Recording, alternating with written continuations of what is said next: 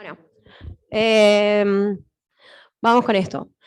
La idea de esto, antes de meternos estrictamente en el monitoreo, me parece importante destacar esta fase que es la del traslado. Nosotros, por ejemplo, tenemos que mover un paciente que está en el tercer piso al segundo piso por un ascensor que va a 3 y es complejo, digamos, está el anestesista haciendo eso, el médico recuperador, puede ser una enfermera, pero digamos, es un paciente que acaba de salir de una situación muy crítica y nosotros lo vamos a exponer a otra situación crítica. Entonces, para el traslado, en la condición que sea, aseguradas la vía, digamos, que el paciente esté bien ventilado con adecuada mecánica y saturación de oxígeno, un electro que sea correcto, digamos, bien apropiado y que el electro se pueda registrar adecuadamente en el monitor y una apropiada presión. Si las condiciones no están dadas, es mejor no mover al paciente, excepto que pensemos que le vamos a ofrecer algo mejor en otra circunstancia o en otro lugar. Siempre cuando nos encontramos con estos pacientes, lo primero que debemos hacer es un examen minucioso, físico y rápido de todo lo que tiene que ver con el corazón, pulmón y la perfusión periférica. Es lo primero que tiene que hacer el recuperador cuando se encuentra con este paciente. Esa impresión no estamos 10 minutos para... No, es rápida. Vemos el monitor, lo revisamos rápidamente al paciente y tenemos que tener una primera impresión de cómo está mi paciente. ¿Está bien? ¿Está mal? ¿Me tengo que apurar? ¿Tengo que llamar a alguien rápido? ¿Sí?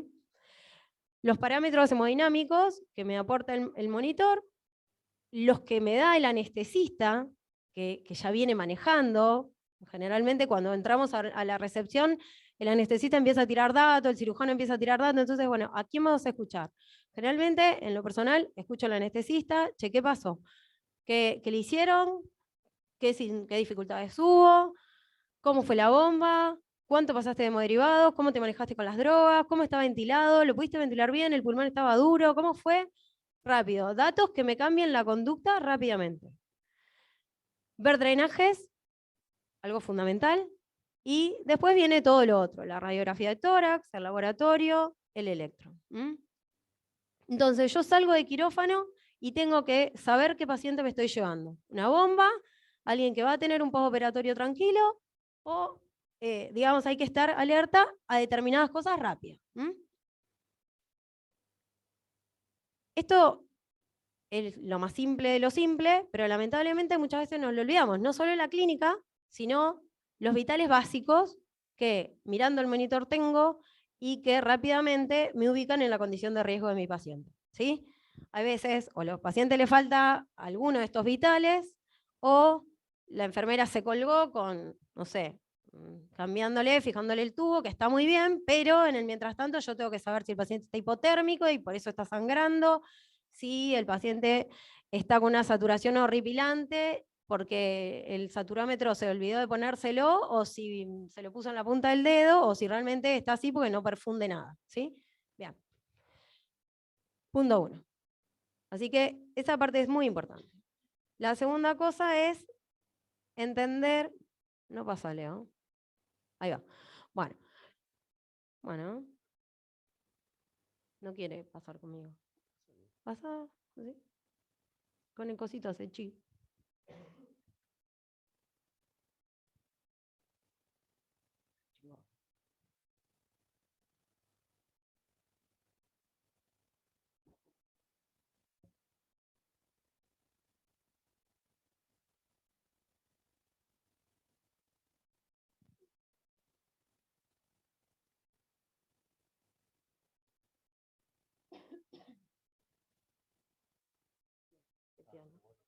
Bueno, me acerco.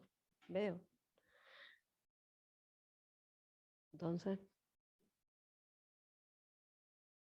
No anda esto. Sácale eso. Porque no anda así.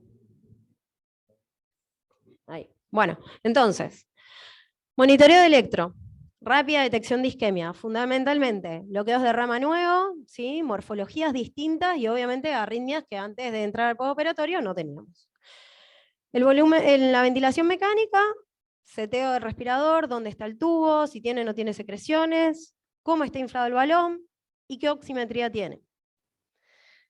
Accesos, definir qué accesos venosos tengo, dónde están ubicados, qué está pasando por cada uno de los lúmenes, fundamental.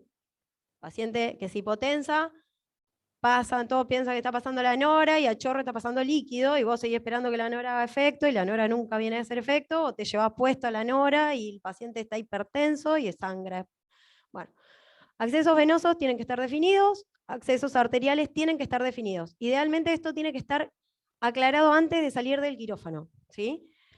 E idealmente tienen que estar nomenclados. Drenajes, tenemos que saber la ubicación, el cero del drenaje, la marcación, digamos, de cero, si están permeables, si no están permeables, si tienen débito, cuánto débito desde que yo lo recibí hasta que bajé, digamos, o hasta que me ordené en esa fase de traslado. Fugas de aire posible que puedan tener por el tipo de burbujeo que tienen, lo conecto, digamos, siempre, nosotros hacemos conexión a aspiración continua, una aspiración baja, ¿sí? Tenemos que tener claro que no tenga fugas. Bueno. Si necesita o no necesita marcar PCO, dónde tengo los cables epicárdicos, el seteo marcapasos pertinente y obviamente los débitos por sonda nasogástrica y sonda urinaria. Con eso, nosotros tenemos que estar plantados en una condición que me diga la condición hemodinámica que tiene mi paciente. Entonces, si yo voy a empezar a hablar de la inestabilidad hemodinámica, tengo que pensar qué es la inestabilidad hemodinámica. ¿Qué es la inestabilidad hemodinámica? ¿Qué tenemos cuando tenemos un paciente inestable hemodinámicamente? ¿Qué tiene? Bien. Inicialmente tiene hipoperfusión tisular, ¿está? Y la hipotensión es más o menos, la va a tener. Si yo no hago nada, el paciente se va a hipotensar, pero inicialmente tengo que tener hipoperfusión tisular. ¿Sí? Mis tejidos tienen que estar sometidos a hipoxia. Y esa hipoxia en el tiempo genera un mal funcionamiento celular que termina generando una condición de muerte, que si se muere mi célula, se muere mi paciente. Entonces, la monitorización hemodinámica nos permite obtener información de la fisiopatología cardiocirculatoria que tengo en ese momento, ¿sí? Me permite hacer un diagnóstico y me permite evaluar condiciones terapéuticas o guiar la terapéutica. ¿En qué nos basamos generalmente? Bueno, estos pacientes, generalmente vamos a tener una TAM, habitualmente se usa la radial, esto es variable. Mi recomendación con esto, después generalmente usamos la radial. Tenemos variables de transporte de oxígeno, fundamentalmente ligados a la concentración arterial de oxígeno, por hemoglobina, por la saturación, ¿sí? Tenemos marcadores globales de perfusión, la saturación venosa mixta, ustedes saben que es un marcador lineal de perfusión, es muy rápido, ¿sí? Y me va a marcar, a medida que mi célula está extrayendo más oxígeno, ¿sí? Y estoy aumentando mis niveles de extracción, mi saturación venosa, mixta o central, va a empezar a bajar, ¿sí? Cuando mi daño celular es suficientemente ya grave, en donde la célula dejó de extraer porque está muerta, ¿sí? Mi saturación venosa va a subir, ¿sí? Estamos en una situación todavía más crítica, ¿eh? Pero inicialmente esa saturación venosa rápidamente va a bajar.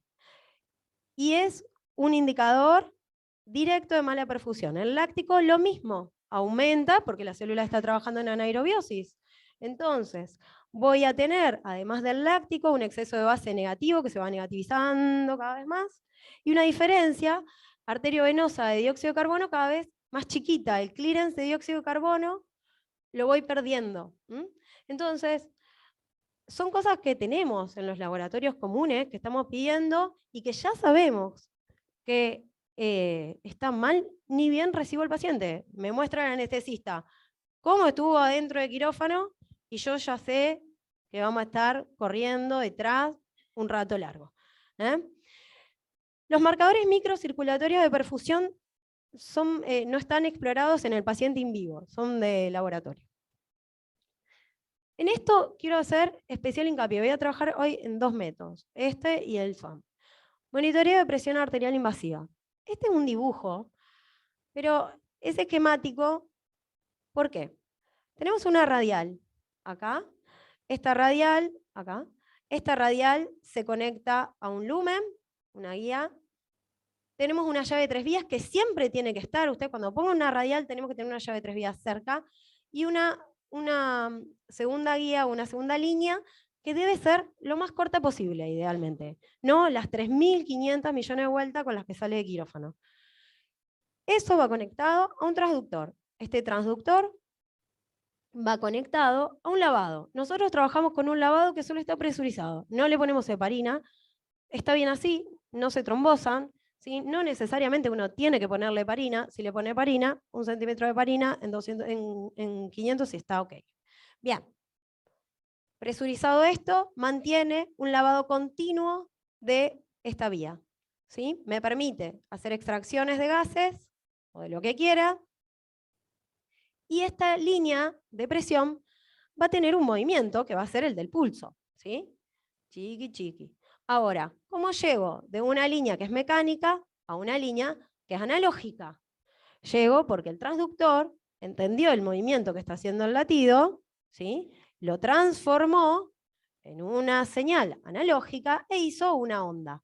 Esta onda no es la del pulso solamente, es el movimiento que tienen todas las estructuras vasculares, valvulares, el corazón mismo, sumándose y generando una onda de pulso. Esa onda de pulso tiene que ser así de clara. No puede ser aberrante y demás, ya vamos a ver. ¿Por qué? Porque si no, en los monitoreos que utilizan la onda de pulso, que no los vamos a ver, vamos a pasarlos un poco por arriba, pero que cada vez están, digamos, más distribuidos y más afianzados en lo que tiene que ver con la reanimación del shock, se basan justamente en el análisis de la onda de pulso. Si yo no tengo una onda clarificada, no voy a poder analizarlo correctamente. Esta onda de pulso tiene diferentes instancias. Ustedes saben que tiene una rampa rápida o rampa sistólica, en donde arranca la eyección, entra a nivel aórtico, tengo un pico sistólico. Este pico sistólico es todo el trabajo que pudo hacer mi ventrículo para sacar la sangre. ¿Sí? Por ende, es un parámetro de función ventricular. O sea, si yo tengo esto a 80, no es lo mismo que tenerlo a 120 o a tenerlo a 200. ¿Sí? En cuanto a valor de presión, ¿se entiende? Bien. Ese pico sistólico va a ser un indicador también de el volumen sistólico en el análisis de la onda de pulso. Tenemos la onda dícrota que nos habla del cierre de la válvula aórtica, o sea, el fin de la sístole. ¿Sí? Y arrancamos con una pendiente diastólica lenta, ¿sí? Más demorada, más amesetada, que cuando termine, va a ser acá, es la presión diastólica. ¿Sí? Esta presión diastólica va a tener correlación con, fundamentalmente, mi continencia, digamos, de la situación vascular, por sobre todas las cosas. Pero está sujeta a, por ejemplo, la frecuencia cardíaca. ¿Sí? Si yo tengo una frecuencia cardíaca más alta, mi presión diastólica va a terminar más por acá, porque no le voy a dar tiempo a que se termine de vaciar completamente, ¿sí? Entonces voy a quedar más alta. Bien. Entonces, cuando uno tiene una presión invasiva arterial, no tiene solo la onda de pulso, que es todo lo que tiene, y ahora vamos a ver todo lo que nos aporta. Tenemos una presión de pulso, que es una diferencial que existe entre la sistólica y la diastólica, y que hoy, eso está súper estudiado, tiene una correlación directa con el volumen sistólico. ¿Sí? También. Entonces, si yo, ¿cómo calcula la presión de pulso? Diferencial de sistólica menos diastólica. Presión de pulso. Sistólica menos diastólica. ¿Lo puedo hacer con un esfingomanómetro? Sí, lo puedo hacer con un esfingomanómetro. Mientras más alto, o sea, mientras más grande sea mi presión de pulso, mi volumen sistólico va a ser más grande. Por ende, mi gasto cardíaco probablemente sea más grande, ¿sí? Tenga mejor gasto cardíaco. ¿Se entiende? Bien. ¿Y qué otra cosa puedo tener de la presión arterial invasiva? Lo puedo tener también de una no invasiva, es la TAM. Sabemos que la TAM es un indicador directo de perfusión. O sea, si mis sistemas vasculares autorregulan hasta un 60, 65 de media. Más abajo de eso, los sistemas vasculares arteriales no alcanzan a responder a la demanda, por ende, empieza un proceso de hipoperfusión. Por eso, hipotensión sostenida, y a la larga o a la corta, el paciente va a tener más expresión de hipoperfusión, ¿sí? Entonces, me llevo la TAM, que es otra gran cosa que me aporta este monitoreo. Directamente estoy viendo la TAM, ¿sí? ¿Cómo calculo la TAM? Sistólica más 2 veces la diastólica sobre 3, o la diastólica más la presión de pulso, ¿sí? Cualquiera de las dos fórmulas me dan el mismo resultado. Bien. Lo más importante, como les decía antes, es conseguir una onda de pulso que sea correcta. Como les dije, la onda de pulso no es la expresión de un movimiento de la arteria y que no, es todo, son todas las estructuras que se van a mover y que mi onda de pulso va a transmitir. La suma de eso va a dar esta lindísima onda arterial. Ahora, puede ser que yo tenga defectos de lo que estoy mirando, entonces puedo tener resonancias que fundamentalmente están dadas en la taqui o en las bradicardias muy marcadas, y es como una sobredetección del movimiento del transductor, ¿sí? Y eso genera como reverberancias. ¿Ves que están como sucia la onda? ¿Ven? Así chiqui, chiqui, chiqui, chiqui, chiqui. Bueno, eso no está bueno que ocurra. Entonces, para hacer eso hay que mejorar o las volemias, la taquicardia, la bradicardia, fundamentalmente. Y después tenemos procesos de amortiguación de la línea, que más que nada tienen que ver en líneas muy largas, que tienen muchas llaves de 3 vías, o que tienen mucha burbuja, o que tienen mal el lavado, o que tienen el catéter doblado. Nosotros, por ejemplo, no usamos catéter específicos para hacer la canalización de las arterias radiales. Vienen, obviamente, son set más caros, o son set caros, digamos, entonces se hace directamente con AuCAD. AuCAD. Por lo tanto, son mucho más vulnerables, se doblan, se acodan. Esto lo vemos un montón. Entonces, ¿qué tenemos que hacer? Una onda cuadrada, vemos en cuánto tiempo amortigua, si es que amortigua. Lo ideal es que pase esto. Yo hago la onda cuadrada, ¿sí? Y en 1.5 a 2 oscilaciones tengo ya recuperada mi curva, ¿sí? Ya sea porque está subamortiguado o sobreamortiguado, voy a tener sobreestimación de la sistólica o de la diastólica de acuerdo a qué, digamos, tipo de curva tenga amortiguada. Esto no es bueno tampoco. Entonces, me tengo que esmerar en conseguir algo como la gente, digamos. No me alcanza con lo que estoy viendo en el monitor porque ya sé que no es real.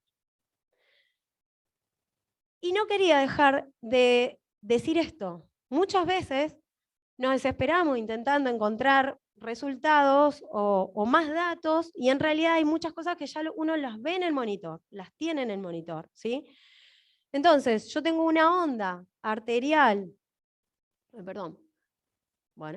tengo una onda arterial de estas características, ¿sí? Donde el ascenso es relento, el pico es más bajo, el pico sistólico, tengo una dícrote que prácticamente no existe, tengo una diastólica alta. Esto es una onda de una estenosis aórtica severa, muy severa, hemodinámicamente severa, muy severa. Esto es una insuficiencia aórtica severa donde tengo un pico sistólico súper alto, bien agudo, ¿sí? Una dícrota que la voy a tener muy baja cerca de la diastólica y la diastólica súper baja.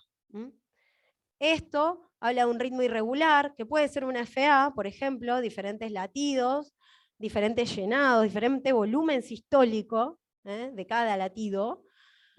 Pero también puede ser, por ejemplo, algo interesante, extrasístoles frecuentes, donde tengo un extrasístole, por ejemplo, supra, y el poslatido es enorme, y hago un volumen sistólico muy grandote y desacoplado, con una sistólica muy diferente a las otras. Tengo pulsos alternantes, acá arriba, ven que cada uno es distinto, y esto lo vamos a ver, por ejemplo, en una miocardiopatía dilatada, con función sistólica deprimida severa, en pacientes con volemias muy depletadas, también lo podemos ver.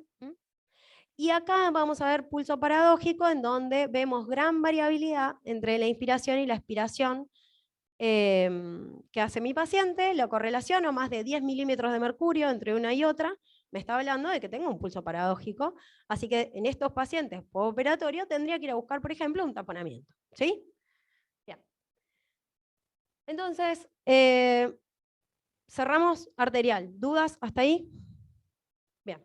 El otro monitoreo importante que tenemos a disposición es el Swan-Ganz, ¿sí? O el catéter de la arteria pulmonar. Se llama Swan-Ganz porque los que lo pensaron, lo hicieron.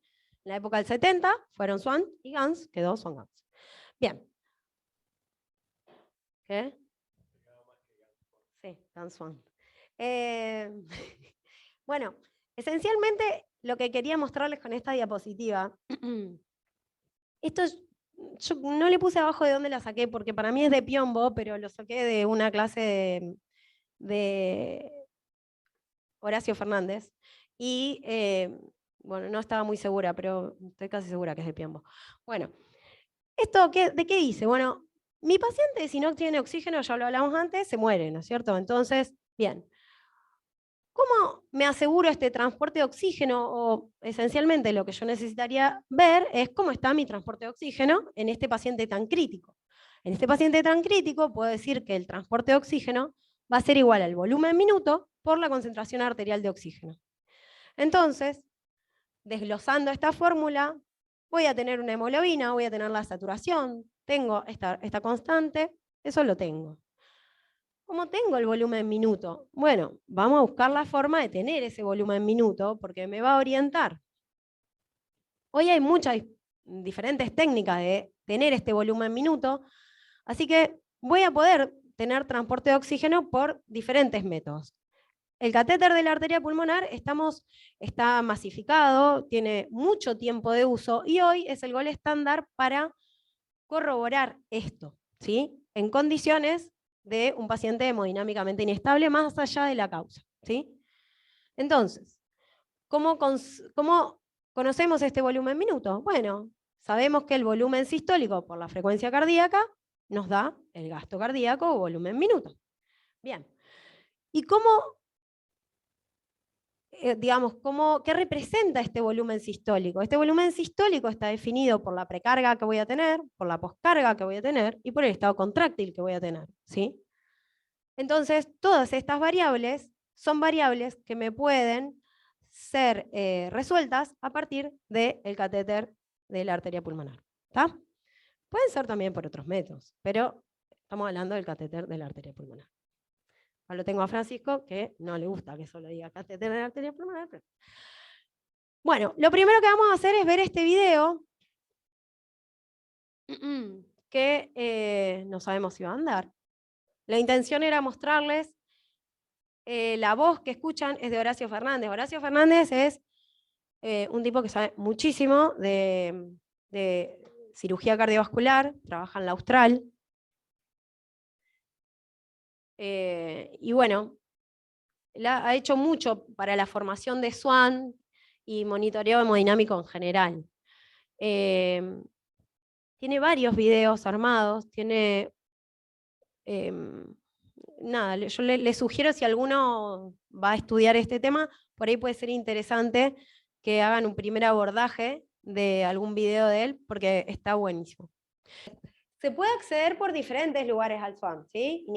Generalmente, ¿qué utilizamos? Primero se pone un catéter, un introductor. Ese introductor tiene 8.5 French más o menos, ¿sí? No menos, y hasta 9 French podemos usar.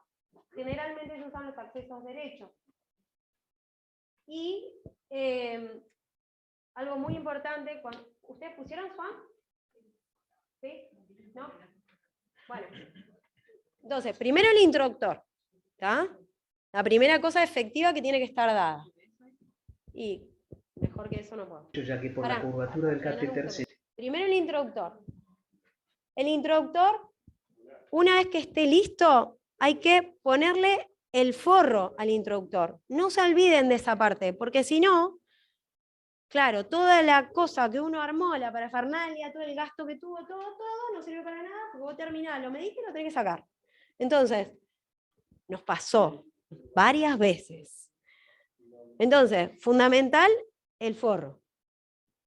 Lo ponemos. El punto es, una vez que pusimos el forro, insinuamos el catéter. Ese catéter tiene una primera fase que vamos a poner, que más o menos son 15 centímetros, 20 centímetros, de acuerdo a la superficie corporal del paciente, que vamos a entrar con el balón desinflado, ¿sí? No les play todavía, que quiero decir... Bueno, gracias, Pipe. Entonces, la primera cosa, antes de entrar, que no les dije, todo este circuito lleva varias cosas a tener en cuenta, no es que pongo el swan y después empiezo a armar las líneas y todo. Hay que pensar bien el circuito, ¿sí? Hay que pensar qué catéter tengo. Nosotros en la clínica, por ejemplo, tenemos posibilidad de poner este tipo de catéter, que es el simple de Swan, y después tenemos otros que son de monitoreo continuo con la vigilancia. Hay otros más complejos todavía que tienen otro tipo de prestaciones, pero de acuerdo al que yo voy a poner es el monitoreo que también voy a tener que usar, ¿sí? Entonces, eso hay que saberlo. Segundo, armo todo el circuito, lo lavo y demás, y voy a entrar, ¿sí? No me voy a meter en el circuito, después si quieren charlamos de eso, pero se llega mejor vamos al con corazón. esto. También puede colocarse por la vena femoral. Sin embargo, este acceso es más largo, más difícil y suele requerirse la asistencia de radioscopía para lograr la ubicación adecuada. Una vez colocado el introductor, el operador avanza el catéter de Fíjense Swan ahí que no le puso forro. unos 15 centímetros y en ese momento insufla el balón. El objetivo de insuflar el balón en este momento es que el mismo sea arrastrado por la corriente sanguínea. Esto es fundamental. No pueden avanzar un catéter sin inflar el balón. Entonces, ni bien esté la onda de la arteria de la aurícula derecha, se tiene que inflar el balón, porque va a ser lo que va a proteger fundamentalmente que no dañemos la estructura de la válvula tricúspide y obviamente que va a ser más fácil la navegación de ese catéter adentro de las cavidades. Y con eso arrastre al catéter para ir atravesando las diversas cavidades. El operador sabe que está en la aurícula derecha porque verá en el monitor una curva de baja amplitud cuyas presiones medias oscilan alrededor de 4 o 5 y donde pueden distinguirse las típicas ondas de la aurícula derecha. Sabrá que atravesó la válvula tricúspide y se encuentra en el ventrículo derecho porque la presión sistólica habrá aumentado, una presión típica del ventrículo derecho alrededor de 20 milímetros de mercurio, y la presión diastólica tiende prácticamente a cero. Continúa entonces con el avance del catéter, siempre arrastrado por la corriente sanguínea que empuja el balón y atraviesa la válvula pulmonar. Sabrá que esto ha ocurrido debido a la aparición de la típica curva pulmonar, en donde la presión diastólica ha subido, ya no es cero, esto es por el cierre de la válvula pulmonar, y aparece la onda dícrota que indica el cierre en diástole de la válvula pulmonar. Con esto ha identificado que se encuentra en posición adecuada. Empujando un poco más el balón se logra la presión wedge o presión de enclavamiento. Aparece nuevamente una onda de baja amplitud, que es la onda de la presión wedge, similar a la de la aurícula derecha.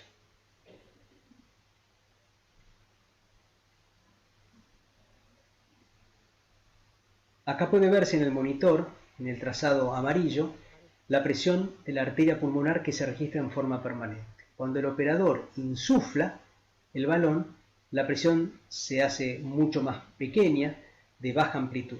Esa es la presión wedge. Y cuando desinfla el balón, nuevamente vuelve a aparecer la presión de la arteria pulmonar. Ese es Horacio Fernández. Bueno. Sí. Bueno, entonces, cosas importantes son Una, lo del balón inflado. Retrocedo y no mantengo el balón inflado, lo tengo que desinflar. Esas cosas son muy importantes, porque la lesión que puedo generar en el territorio de la vasculatura pulmonar o en las válvulas es, nada, podemos hacer una mala praxis muy grave. La otra cosa es nunca dejar el balón inflado, o sea, el balón lo inflamos, medimos, desinflamos. Si me parece que no está en una región X, bueno, avanzaré o iré para atrás de acuerdo a lo que considere, si está sobre enguayado o no, pero lo importante acá es ser muy cuidadoso, los movimientos tienen que ser lentos, porque podemos lesionar gravemente a la vasculatura pulmonar. Entonces, debemos reconocer las ondas, ¿sí? Debemos reconocer la característica de la presión de la onda de la aurícula, las mediciones normales que tiene, la onda de presión del ventrículo, que es ancha, que tiene una diastólica baja, que pegó un pique en la sistólica. Luego la pulmonar, que la voy a reconocer, como dijo el doctor Fernández, porque va a mantener la sistólica, voy a subir la diastólica y tengo una onda dícrota del cierre de la pulmonar. Y si yo mantengo progreso, digamos, esa situación y logro el enguayado, que esta onda va a ser muy similar a la presión de la aurícula derecha, generalmente mantiene algo más de presiones, ¿sí?, que la de la aurícula derecha. Cuando lo desinfla el balón, tengo que poder recuperar esta curva. El catéter de la arteria pulmonar, para decir que está bien colocado, además de todas estas curvas, tiene que quedar ubicado en la zona 3 del pulmón, que se dice que es la zona más posterior y más inferior, ¿sí? Porque esa es la zona en donde voy a tener fundamentalmente menos variabilidad respiratoria de las presiones y menos colapso de los vasos por la extensión de la vía aérea. Bueno, entonces, ¿qué me aporta el catéter de Swan-Ganz? Bueno, si yo digo que mi catéter, esto es un dibujo en donde tengo la aurícula derecha, el ventrículo derecho, la arteria pulmonar y la arteria precapilar. Entonces, me va a aportar precarga. ¿Por qué? ¿Por qué me aporta precarga? Vamos. ¿Precarga derecha o izquierda? Sí. Bien, precarga izquierda, pero te fuiste mucho. Vamos a la precarga derecha. ¿Qué parámetro es un indicador de precarga derecha? La PVC. Bien, precarga derecha. ¿Y la poscarga derecha? Allá. ¿Cuál es la poscarga derecha? La presión sistólica de la arteria pulmonar. Esa es la poscarga derecha. ¿Sí? Y la precarga izquierda, como dijo Maggie, es esto, el enguayado en realidad, que va a ser un dato indirecto de los capilares pulmonares, de la vénula pulmonar, de la presión de la aurícula izquierda, y también va a ser un reflejo cuando esté todo en éstasis, digamos, o en homeostasis, de la presión de fin de diástole del ventrículo izquierdo. Para hacer eso tengo que ver solo lo que está para adelante, el flujo, digamos, lo detengo, lo paro hipotéticamente porque le inflé el balón, y entonces me puse a ver la presión que estaba para adelante. Y esa presión que queda allá adelante, por un tubito, es el capilar, la vénula, la aurícula, y como la aurícula, cuando las válvulas están en diástole, se está llenando el ventrículo, arranca la diástole, al final de la diástole, perdón, de fin de diástole, del ventrículo izquierdo. Ese es el reflejo de la precarga izquierda. Y la poscarga izquierda, la sistólica de la, exactamente, la sistólica en la raíz de aorta. ¿Está? Entonces, ¿es cierto que me da la precarga y la poscarga? Sí, pero no tanto. ¿Por qué? Porque la precarga en realidad es un parámetro volumétrico, no es un parámetro de presión. Y yo acá voy a medir presión, ¿sí? Pero en un mundo hipotético trasladamos todo esto y le decimos que eso es el valor de precarga de mi paciente, ¿sí? ¿Se entiende hasta ahí? ¿Sí o no? Bien, entonces, precarga y poscarga, me quedo contenta. Volumen minuto. ¿Cómo saca el Swan-Ganz el volumen minuto? Después vamos a volver sobre esto. Por esta técnica, por termodilución, ¿sí? ¿Está? Consideraciones de la precarga que tengo que tener en cuenta. La precarga no va a ser tan real cuando yo tengo alterada el retorno venoso del ventrículo izquierdo. ¿Por qué? Porque puede tener hipovolemia. Estamos hablando de cirugía cardiovascular, ¿no? Hipovolemia, sangrado, tromboembolismo de pulmón, estenosis mitral, disfunción del ventrículo derecho. Todo eso va a hacer que esta parte, digamos, no sé, perdón, cuando yo diga que la precarga izquierda, el wedge, digamos, ¿sí? No va a ser lo mismo cuando yo tenga un TEP que no me deja llegar sangre, cuando yo tenga hipovolemia, cuando mi ventrículo derecho no bombee, ¿sí? O cuando tenga una válvula mitral que no me deja llegar sangre al ventrículo izquierdo, ¿sí? Bien. Tampoco va a ser lo mismo mi precarga cuando yo tenga una diástole muy alterada del ventrículo izquierdo. Es decir, si yo tengo un ventrículo que está súper isquémico y tuve un tiempo de cirugía re largo, lo protegí re mal al ventrículo derecho y estaba re hipertrófico mi ventrículo izquierdo y no se usaron buenas cardioplegias y bueno, entonces mi ventrículo va a salir súper isquémico. Entonces, si tiene hipertrofia o si está taponado, cualquiera de esas circunstancias va a hacer que la presión de fin de diástole sea mucho mayor y que en realidad la precarga no es real indicador de volumen, ¿sí? Las alteraciones por arritmia, lo mismo. Y si parto de un ventrículo con un deterioro muy marcado de la función ventricular, me pasa lo mismo, ¿sí? Entonces, yo puedo tener un paciente que me parece que tiene una precarga gigante y tiene una wedge altísima, pero en realidad tiene su wedge alta porque su ventrículo está rígido, porque funciona súper mal, pero en realidad el paciente no está volumétricamente lleno de agua, ¿sí? Consideraciones sobre la poscarga está determinada fundamentalmente por las presiones sistólicas que tienen que enfrentar al ventrículo izquierdo y al ventrículo derecho, y es lo que puedo medir, porque la poscarga que me pone la válvula no la voy a poder medir, voy a tener una idea, digamos, pero no la voy a poder medir, y la rigidez vascular tampoco la voy a poder medir.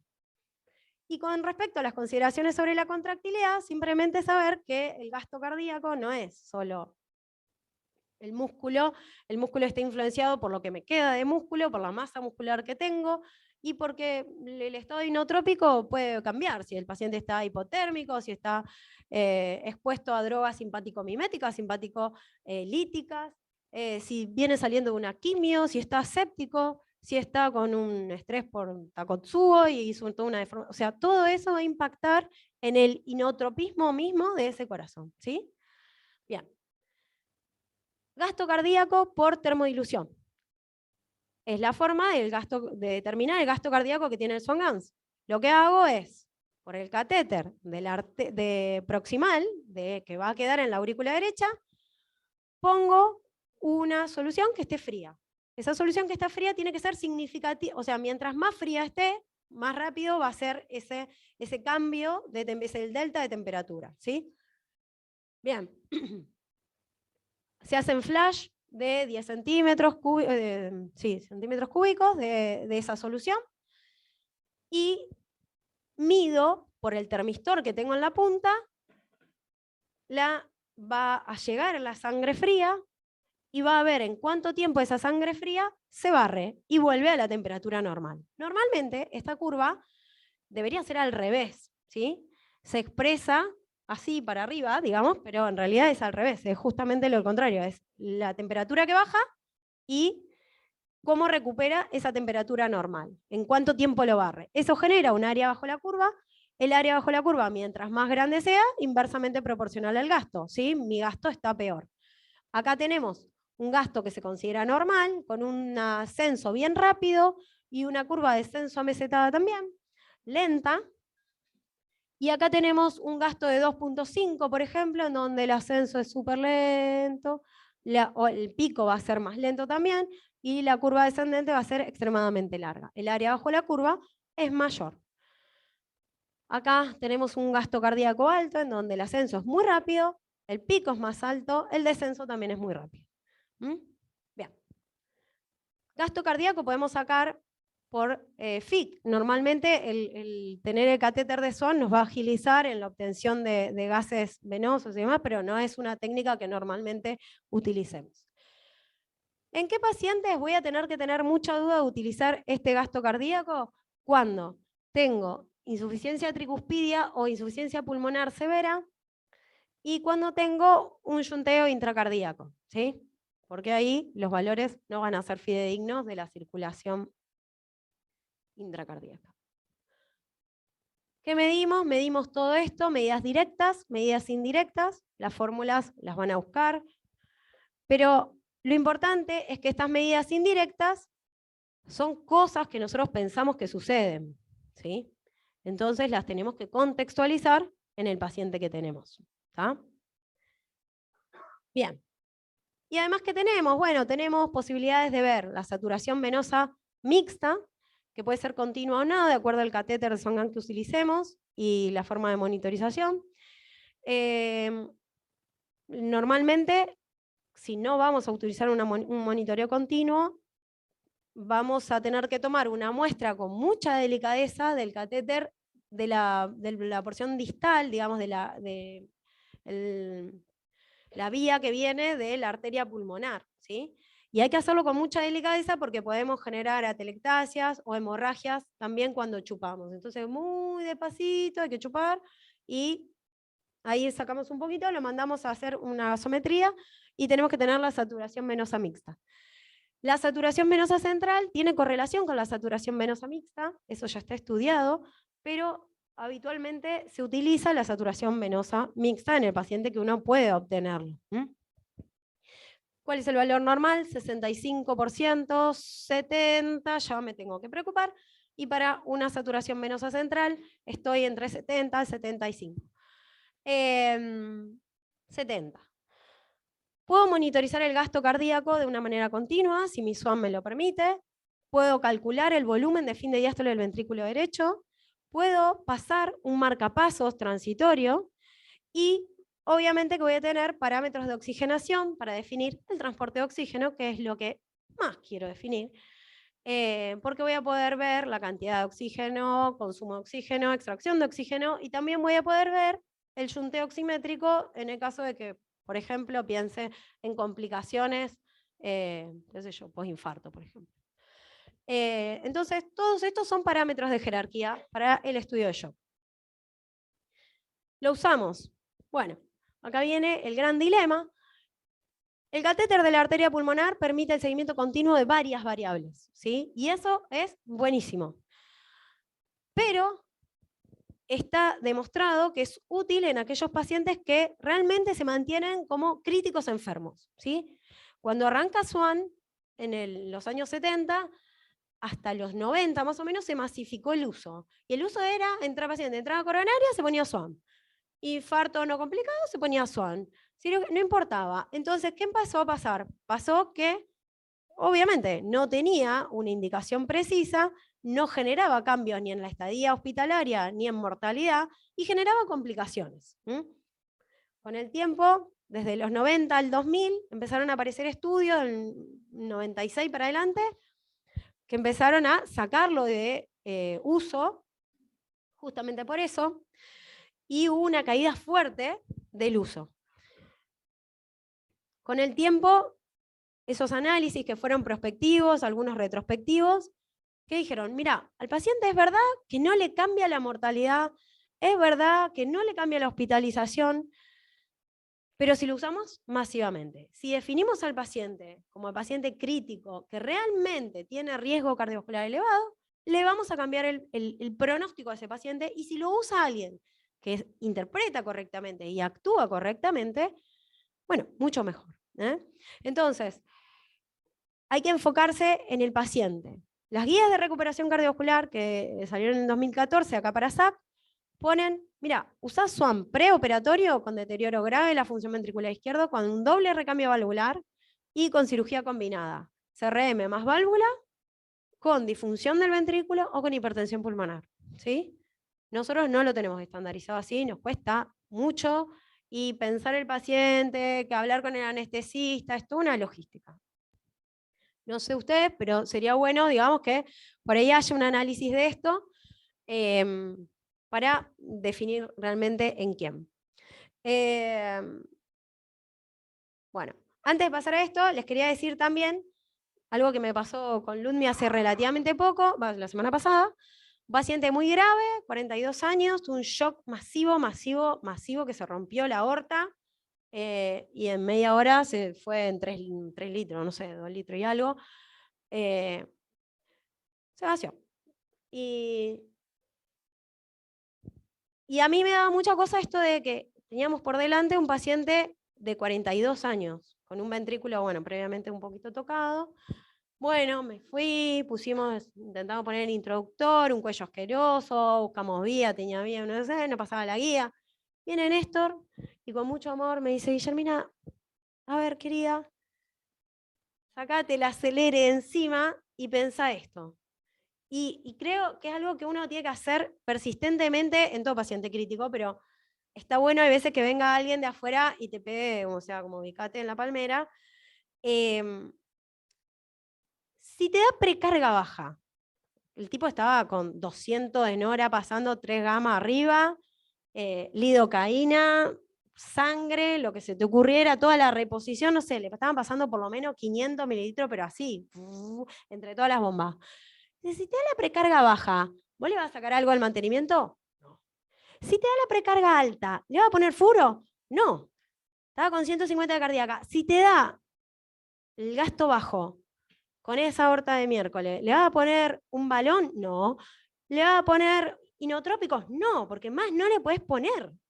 Entonces, ¿para qué lo vamos a invadir? ¿Sí? Entonces, el objetivo del para qué hacemos algo, tenemos que tener paciente, tenemos que saber que lo que nos va a dar nos tiene que servir para cambiar un panorama por delante y una terapéutica.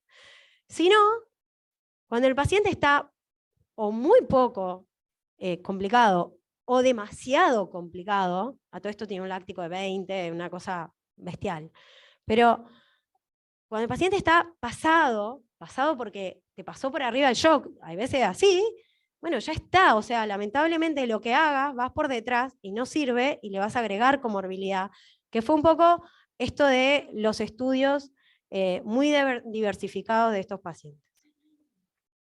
Obviamente que se murió, chicos.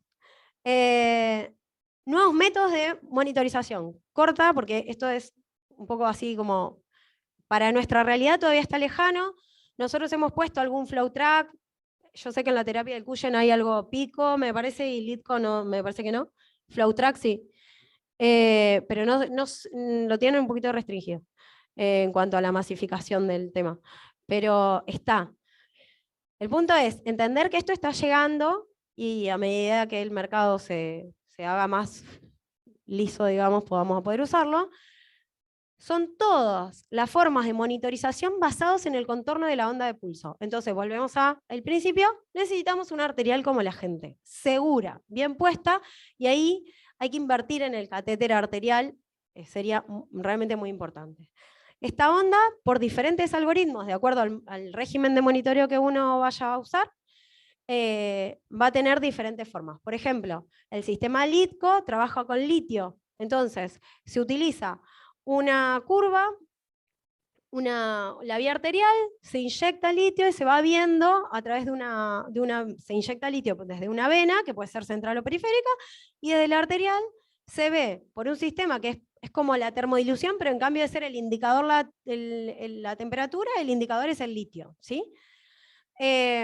Y podemos acceder a una forma no tan invasiva a tener una variación de la presión de pulso, variación del volumen sistólico, del gasto, de las resistencias y de parámetros de difusión de transporte. Entonces, estos sistemas están cada vez mejor desarrollados y van probando mejor evidencia y se van masificando. El sistema PICO es otro, estos usan termodilución, pero transpulmonar. Entonces, nos permite tener, utilizando lo mismo, estos dos métodos utilizan calibración externa, que eso es un poco la contra que tienen, pero se puede obtener lo mismo, volumen sistólico, variación del volumen sistólico, variación de la presión de pulso como indicadores fundamentalmente de precarga. Hay muchos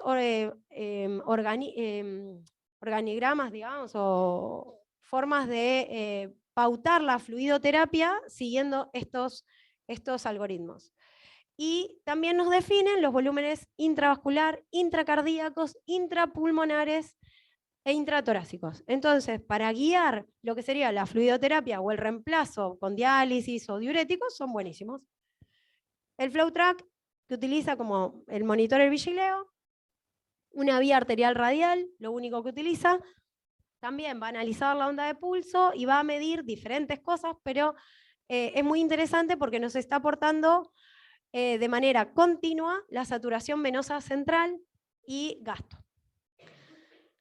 Y después tenemos métodos no invasivos en los cuales, digamos, me gustaría fundamentalmente centrarnos en el eco. Estas son dos estrategias de uso de ecocardiografía. Una se llama USCOM, que es como un PIDOF, no sé si, bueno, en el hospital teníamos, ¿te acuerdas? Bueno, es como un palito, un dedito, que se va buscando, pero fundamentalmente van viendo velocidad velocidad sistólica, buscan los flujos sistólicos máximos a nivel del tracto de salida de la válvula aórtica y pulmonar. Y a partir de eso, más la indexación que existe a algoritmos, bueno, o los algoritmos antropométricos que tienen, empiezan a calcular áreas y flujos. Lo único que ven es la velocidad de salida en aorta o en pulmonar. Y hay posiciones específicas de búsqueda.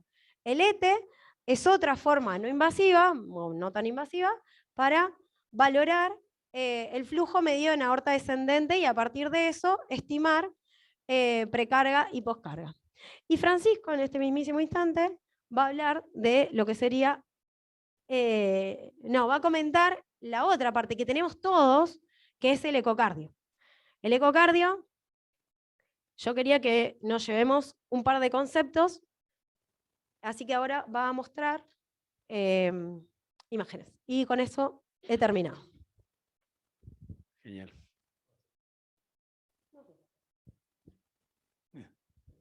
Bueno,